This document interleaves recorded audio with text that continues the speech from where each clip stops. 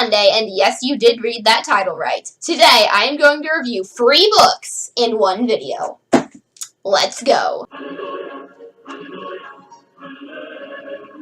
First up, Will Grayson by John Green and David Levithan. The basic premise of this book is that there are 2 boys who both happen to live in Chicago suburbs and who both happen to be named Will Grayson, who eventually end up meeting one night and their worlds end up crossing over and influencing each other. The book is written in alternating chapters from Green and Levithan, with each of them first-person narrating their own Will Grayson. I know that sounds like it would get confusing, but don't worry, Levithan's Will Grayson doesn't believe in capital letters. No, but seriously, like, this is one of John Green's chapters, and it just looks like a normal book, right? And then you turn the page, and all of a sudden it's like, capital letters? What are those? Spot be gone. John Green's Will Grayson is basically just Jeremy from Be More Chill, except this is an alternate universe where Michael doesn't exist, so he just kind of sits there slowly crumbling in on himself while no one notices, or at least he thinks no one notices. He believes that there are 2 rules to life. 1, don't care too much, and 2, shut up. However, he quickly discovers that following these rules just leaves you alone and sad in life, but by the time he comes to this realization, he has no friends and no one likes him. Great job, Will. The closest thing to a friend that Will has is Tiny Cooper, and I do not think that I physically have the words to properly describe Tiny Cooper to you and do justice to him. So, I'm just going to read you a quote from the text. Keep in mind that the quote I'm about to read to you is the first sentence in the 2nd paragraph of the entire book. Tiny Cooper is not the world's gayest person, and he is not the world's largest person, but I believe he may be the world's largest person who is really, really gay, and also the world's gayest person who is really, really large. Tiny has been my best friend since 5th grade, except for all last semester when he was busy discovering the sheer scope of his own gayness. Tiny Cooper, everyone. On top of all that, not only is Tiny the school's star football player, he is also very into musical theater, and he is currently attempting to write and direct a musical about his life called Tiny Dancer, The Tiny Cooper Story, which later has its name changed to Hold Me Closer, The Tiny Cooper Story. And I have just been informed that the wonderful David Levithan took it upon himself to write out the entirety of Tiny's musical and publish it as a book, and it is only $10 on Amazon. Can I please have $10 right now? Oh yeah, Will also has this love interest girl named Jane, and she's literally just every John Green love interest ever. Like, she's smart, but she's super pretentious about it in a way that would get super annoying in real life, and yet you still like her as a character. And she has weird obsessions, like, in this case, it's a punk band and Schrodinger's cat. I'm not saying this as a criticism of John Green's books, it's just the truth. She doesn't really get any significant character arc of her own. She's just kind of there to make Will realize that he's kind of a selfish brat and assist him in his own character arc. And, like, honestly, she didn't really need a character arc, so I can't get too upset about it, but overall, she's, as a character, she's just really eh. The very first narrated line we get from David Levithan's Will Grayson is this. I am constantly torn between killing myself and killing everyone around me. Those seem to be the 2 choices. Everything else is just killing time. I relate to this Will Grayson a lot. I have problems. I understand that that line may have just made me and Will come off as psychopaths, but, like, that line is actually a startlingly accurate summary of my experiences with depression. And what you have to understand is that with this type of depression, you often talk about wanting to, like, hurt annoying people, but, like, most of the time you're joking and you're probably not ever going to actually act on that sentiment. The other half of that sentence?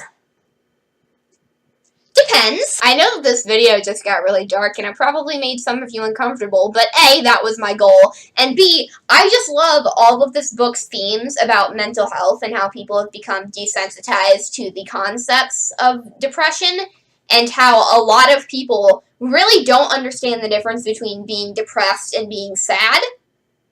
But I digress. This Will Grayson is just, like, really depressed and hates everything. For those of you who are unfortunate enough to know me during middle school, this Will Grayson is basically just 8th grade me, except even worse. His only friend at school is this girl called Mora, who's really emo and writes melodramatic poetry about wanting to kill herself, although it's left unclear whether or not she's actually depressed or if she's just writing that stuff to try and hop on the goth bandwagon. She's constantly trying to flirt with him, which is a bit of a problem because although Mora doesn't know it, Will is gay. More like Will Grayson, Will Gayson, am I right? Will's only actual friend is his boyfriend, Isaac, who is actually just his internet boyfriend that he met in an online chat room, which, you know, isn't shady at all and shouldn't be setting off any red flags in the reader's mind. Isaac asks Will if they could meet in person in this place in Chicago, and on that same night, the other Will Grayson, Jane, and Tiny also are going to Chicago to go see this punk band. Via several mishaps, the two Will Graysons end up meeting and impacting each other's lives in more ways than the two could ever have guessed. Will Grayson is actually a somewhat historic book, as it was the first LGBT plus themed book to debut on the New York Times children's bestseller list. As far as I can recall, this is the first John Green book to have any LGBT characters in it, and I have not read any of David Levifan's other works, but apparently he's famous for writing books with strong male gay characters in them, and honestly, that makes me want to read his other books now. This book came out in 2010, which was, you know, a time when people were just barely beginning to understand the concept of LGBT plus people being, you know, actual human beings with feelings. And the fact that this book still managed to make it onto the New York Times bestseller list is freaking awesome. As such, this book has a lot of really good critiques of toxic masculinity because, you know, for some reason that boggles the mind in our society, if you are a man who likes other men, you're considered feminine, which, like, honestly, that shouldn't even matter, but it does somehow. And anyway, a great example of this is just the character of Tiny Cooper himself, because, like, he's into musical theater and he's gay, which is typically things that are considered, like, feminine or whatever, but he's also, like, the star of the football team. So, like, Tiny Cooper's great, man, okay? Like, if you don't have to like any of the other characters or anything else about the book, but as long as you read this book and you enjoy the character of Tiny Cooper, I think that you will be fulfilled for the rest of your life. That's a lie, because I've read this book 2 times now, and I'm still depressed as all hell. Plus, both Will Graysons go through character arcs about learning to not shut other people out. Like, John Green's Will Grayson learns that caring about stuff is, in fact, a good thing, and he also cries at one point in the story, and he tells Tiny that he loves him platonically, and he even has this whole monologue about how not everything in the world has to be about the acquisition of sex. Levifan's Will Grayson shuts people out of his life because his mental health issues make him feel very isolated from everyone around him because he feels like no one else understands what he's going through, but he learns that shutting people out isn't helping the situation, it's just making his problems worse. Like, Tiny and Will use the metaphor between themselves that Will is like a pinless grenade because he feels like he's going to explode at any time. And Tiny tells him, "You're still a pinless grenade over the world not being perfect." And Will responds, "No, I am a pinless grenade over the world being cruel. But every time I'm proven wrong, that pin goes in a little more." Really, the only bad thing that I have to say about this book is that not all of the characters feel as fleshed out as they really should be, and I feel like that's a result of both Green and Levifan only writing, like, half of a novel instead of writing a full novel. And the thing is, it's not like those characters in particular needed to be fleshed out more in the story, because, like, they don't really do anything, but, like, that's the problem. They don't do anything, so they're just kind of here, and I'm expected to remember who they are, and it's just like, no. Like, I already mentioned Jane. Tiny has these 2 friends named Nick and Gary who, like, never do anything. I think Gary plays the fictionalized version of Will during Tiny's play, and then there's, like, some weird subplot at the beginning that's just to establish that Tiny is boy crazy involving those 2, but, like, then they do nothing ever again. The Green's Will Grayson has this ex-friend named Ethan, who is referenced at the very beginning because they're explaining Will's backstory, appears in the middle, does nothing. And then Will references him at the very end of the story, and I'm supposed to remember who he is, but I just, like, I literally didn't remember who he was until I was, like, 3 pages past the part where they remembered Ethan, and then I was like, oh, that's who that is. Leviathan's Will has these 2 guys that he sits with at lunch, but he's not actually friends with them, and, like, they add a minor conflict to the story at the beginning to drive the plot forward a little, and then, like, when Will comes out as gay later, they're like, ew, and then they literally do nothing ever again, so I'm just like, why? Will also has his friend named Gideon, and Gideon is also gay, but Will and Gideon aren't interested in each other. And Will has another love interest in the story, and the love interest is jealous of Gideon and Will's relationship, but, like, Will never seems to be interested in him in that way. But then Will and the love interest break up, so Gideon tries to get Will to have some closure with the love interest, and through that process, Gideon and Will come closer together, but then at the end, when Will is, like, giving his closure to the love interest, it seems like maybe Will and the love interest are gonna get back together again, but then the book ends before that actually happens, so you're like, are Will and the love interest gonna get together? Or are Will and Gideon gonna get together now? Like, what is the point of this character? He's just here to make things needlessly confusing. To close this off, a random side note. At one point in this story, Will and the love interest talk on a swing set, and that swing set later gets removed from its original location. And I couldn't help but think. In conclusion, this book is awesome. If you're looking to get into John Green's books, I would recommend this as a starter, because, like, it's got a lot of the classic John Green trademarks in it, but it's not as overly depressing as some of his books can be, actually, as all of his books can be. Who am I kidding?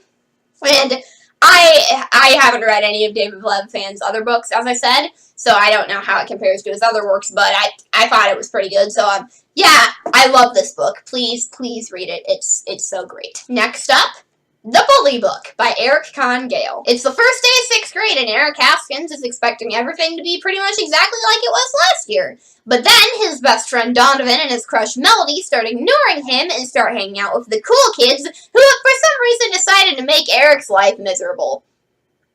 Great. But Eric soon discovers that this isn't random. You see, the bullies have a book that teaches you how to bully people without getting in trouble that has been passed down throughout the 6th graders for decades. Okay, so yes, that concept does sound a little dorky, but, like, just stick with it, okay? The book tells you to pick out someone to be the grunt, the main kid that you bully, and this year the grunt is Eric. There are very specific requirements someone has to meet to be chosen to be the grunt, but Eric doesn't know what they are, so he sets out to find himself a copy of the book so that he can find out why he was chosen to be the grunt and how he can change himself to not fit the book's requirements. One thing you may have noticed during that little synopsis is that the main character and the author share the same first name but not the same last name, and the author has stated that that is not a coincidence and that a lot of the ways that the fictional Eric gets bullied are similar to ways that he was bullied when he was in elementary and middle school. I know that sounds like a recipe for an awkward, cringy, self-insert fan fiction mess, but honestly, even if this is just a cringy self-insert story, I didn't notice. I found Eric to be quite the adorable main character, although he is a bit self-absorbed at times, but in his defense, he's 11. We're all self-absorbed at that age. He'll get over it. He doesn't come off as a Gary Stu at all. He does have to work for what he wants in the story. And he might be, like, a little bit of a blank slate, but, like, that actually really, really works for this story for reasons that I can't elaborate on because spoilers. This book is geared towards middle and elementary schoolers, so the writing is very simplistic, and I was able to get through the book in, like, a single day, but that is by no means a negative statement. This book reminds me very much of the early Harry Potter books in its writing style, in that you know it's very simplistic, but it just works, and you don't know why. I think part of it is because a large part of the story is told through Eric's entries in his personal journal, and, like, of course he's going to be writing simplistically.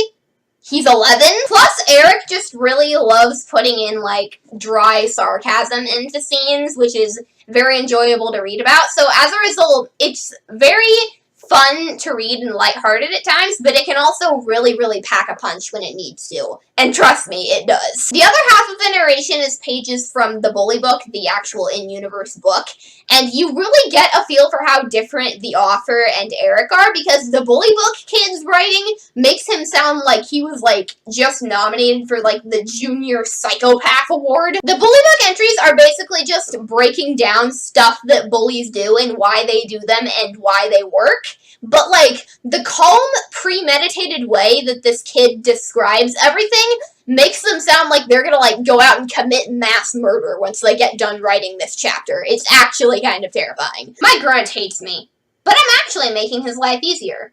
I put an incredible amount of thought into every social decision I make. The same goes for most of the kids in my class. I'm constantly on top of my game, playing kids off each other, working things to my advantage, all so that I can get what I want. It's exhausting. But my grunt never gets what he wants, so he can just relax. He doesn't need to worry about what he'll say or do in class, because he'll get made fun of no matter what. He doesn't need to worry about making friends, because I've made sure that's not possible. In the beginning, he tried to fight it, but he got the picture after about a month or two. The best advice I could give any grunt would be, relax. Enjoy the lack of choices. Don't fight it. This kid is terrifying! I would say that the high point of the writing is journal entry number 19, in which Eric says, I don't like being me anymore. When I write anymore, it makes me seem like there was a time I did like being myself. But that's not what I'm saying. It's not like I was this kid who looked in the mirror every morning and shouted, I love myself and it's gonna be a great day! I always considered myself normal. Nothing bad. Nothing good. But now, it's clear to me. I don't like myself. And then he basically just goes on to break down everything about himself that he doesn't like. And it's the saddest thing ever. And then you remember that this kid is 11. And then you remember that in the original draft of this that the author published independently on ebook before it got picked up by a publishing company, in that version, the kid was 10. And then you remember that people go through this in real life. Okay, so incredibly random and minor nitpick. There's a part where these kids are, like, doing vocab words. And one of their vocab words is, let's see if I can even pronounce this, circumambulate? Circumambulate? I am a sophomore in high school, and I read a lot, so I've got a fairly decent vocabulary, and I have never seen this word in my life, and you expect me to believe that it's being given out to 6th graders on their vocab sheets. The passage of time isn't very clear in this book. Like, it starts on, like, the first day of school, and you're like, yeah, that makes sense. This seems like this would be a good time to set it. And then, like, all of a sudden it's winter because they needed a reason for Eric to show up at the one kid's house, and you're like, oh, there's snow on the ground, but I thought it was, like, August? And then at the end of the book, it's the last day of school, and you're like, what? There's also, like, a minor plot point where every week, for one day a week, the kid's teacher keeps leaving school, and you're like, oh, why does the teacher have to keep leaving school? And that gets resolved by, at the very end of the book, having the kid be like, oh yeah, last week our teacher told us that this is why he's been leaving every week. And you're like, could we have not been there for that scene? Is there any reason why we could not have been there for that scene? This feels like something that was highly re-edited at some point. I don't know if it was, like, during the process from ebook to, like, physical book, or if it was just done by the author himself between drafts, but I don't know. Something feels really clunky and awkward here. Okay, to get real for a bit. A lot of times when kids are bullied, they get told that it's their fault because they need to be more outgoing or whatever, and it's like complete 100% unfiltered bull. This book is the first thing that I have ever seen that has actual good advice for kids who are being bullied, and it's actually kind of amazing. For the entirety of the book, Eric's question is always, why am I the grunt, and how do I stop being the grunt? His question is never, why is there even a grunt? Why did I just accept that I was the grunt when they told me that I was? What if I just told them, hey, I'm not your grunt, bye? Like, sure, sometimes they'll ask them, hey, could you, like, stop beating me up? but he never just straight up tells them, I ain't your grunt. He always plays by the bully's rules, and doing that gives them more power than he could possibly even imagine. The problem is you can't say, like, what the book says without sounding preachy unless you have the proper context. But in order to give you the proper context, I kind of have to spoil the ending. But trust me, this book has some of the best advice for kids who are being bullied that I think has ever been given out ever. Like, honestly, can we just, like, make all school administrations everywhere read this book? This book also does a fantastic job of pointing out the psychological damage that bullying can do, and also that it doesn't go away. I mean, obviously it's a kid's book, so it doesn't go, like, super far with it, but I mean, still, there are some things implied in this book. There's this kid who was made the grunt when he was in 6th grade, and now he's in high school, and he has dedicated his entire life to finding a copy of the bully book. Like, he goes to the elementary school and digs through trash cans to try and, like, find a page that maybe the bullies may have thrown away. And, like, he spends all of his free time in his hormonal basement looking through his 16,000 file cabinets. That kid scares me. There's also an adult character who was the grunt when they were a kid, and all it takes is for someone to say the word grunt one time, and immediately this character, who is normally very calm, very collected, flips out. There's also an adult character who used to be a bully, and they feel very guilty about their past actions, and they try to just pretend that they never happened.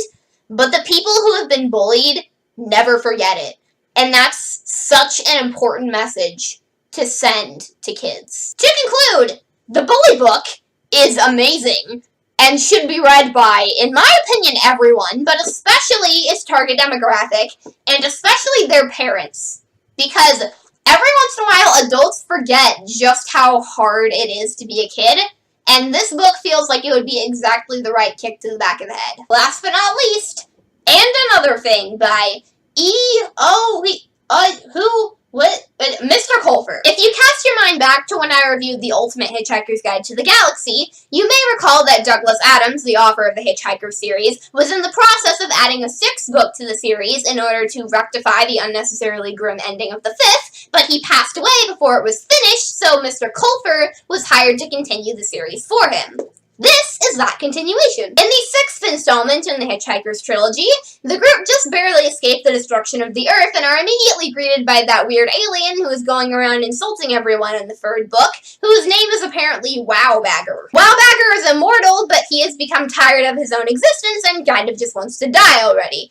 Zaphod Beeblebrox is, of course, happy to arrange this, so he calls upon Thor, literally Thor, the frickin' god of frickin' thunder, to come down from Asgard and kill Wowbagger, because if Thor can't kill him, then who the frick even could? While Zaphod is gone arranging this, Wowbagger and Trillian fall in love.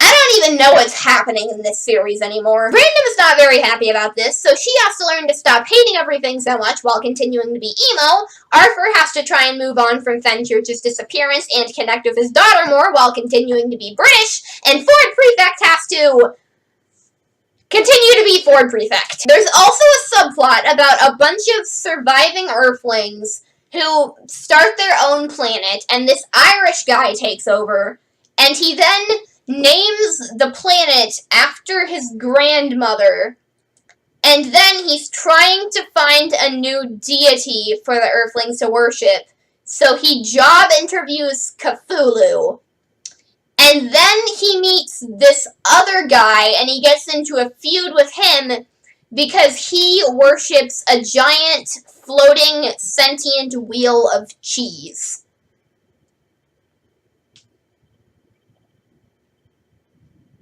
Honestly, I don't know why I'm even surprised by that. Like, it's Hitchhikers, anything can happen. My greatest fear in reading this was, is this still going to feel like Hitchhikers? Is this still going to feel like Douglas Adams wrote it? Short answer, yes, and it's great. There is a change in how some of the story is formatted. Like, in actual Hitchhikers, like, the story will just stop for an entire chapter so the narrator can tell us about how Arthur accidentally deployed a bunch of nuclear missiles that were later eaten by a dog. Whereas here, they have, like, these little paragraphs called guide notes that, like, there's one right here. It's, like, they're, like, written in a different font, and they're surrounded by this little border thing. And that sounds like it would come off as distracting, but it really doesn't. Maybe someone would get upset by it, but, like, I didn't mind it. Also, can I just say that Mr. Coulter gave me more characterization in this one book than I feel like I got from my entire experience with the main series? Just saying. I also feel like Mr. Coulter did a really good job of keeping the darker elements from Mostly Harmless in some other parts of the series, while still keeping the overall lighter tone that the rest of the books had. And this comes off best in Arthur and Trillian's character arcs. Because, like, Arthur, he still really misses Fenchurch, obviously, and the entire time he's just this, like, sad sack of grief, and it's really depressing. There's this part where Arthur is like, but there are only 3 survivors of Earth, and you're like, Arthur, you, Trillian. Oh! And Trillian feels really bad about how she's treated her daughter in the past, so she's, like, trying to be nice to her, but at the same time, Random is just so difficult and emo, and Trillian just doesn't know how to deal with her. And so they have a very interesting dynamic, and I like that it actually gets better by the end instead of just staying terrible all the way through. I noticed that Coulter didn't really come up with a lot of his own original ideas in this story. Like, he just kind of took stuff that Adams introduced earlier, like Wow Bagger and 4, and expanded upon it. I don't blame him for this, since coming up with completely new stuff that still fits in with the Hitchhiker's universe would be difficult. But, like, it does stand out a little bit from Adams' work, since Adams was so often, like, throwing new random stuff in your face. One of the new things, or at least I think it's new, is the sub-IFA, which is basically just the Hitchhiker's version of the internet. And I don't blame Coulter for writing this in, because spoofing the internet would be a very Douglas Adams thing to do. But I don't feel like they do enough with it. It's just kind of, like, vaguely mentioned a few times, and you have to eventually figure it out for yourself what it is. And, like, they never explain to you how it is, how it works, how it was created, really what it is even. It's just kind of there and gets mentioned a few times, and that right there is very un-Douglas Adams. Despite that, I do think this book works great as a continuation of the Hitchhiker story.